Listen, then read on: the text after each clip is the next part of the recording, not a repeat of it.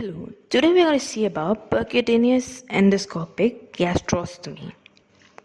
Your doctors will use a flexible tube called an endoscope to guide the creation of a small opening through the skin of the upper abdomen and directly into the stomach.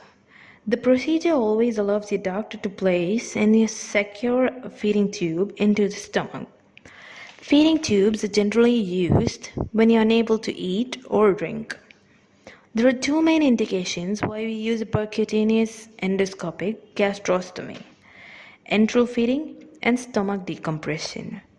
Hand washing with soap and water is generally required before feeding your patients. Feeding articles required before feeding are feeding syringe, feeding, measurement jar, towel, and water.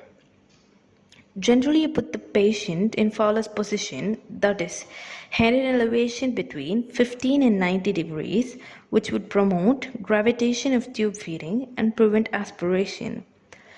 There are several ways to confirm a proper tube position. 1. Aspirating gastric or bilious fluid from tube. 2. Listening to gurgling sound when pushing air into the tube. How do you feed your patients? You flush the feeding tube with water before and after the feeds. Remove the plunger from a large catheter syringe, insert the tip into the connecting tube.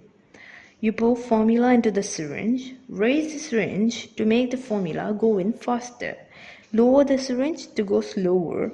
When done feeding, flush with lukewarm water in the amount decided by the healthcare worker. Clean the syringe with soapy water, rinse well with warm water, and air dry. Do's: mix the powder into the fluid well. Make sure there are no lumps left in the feed. Store tins of powder in dry, cool place. Always crush medications well. Keep the skin around the stomach clean and dry. Use lip cream to prevent dry lips.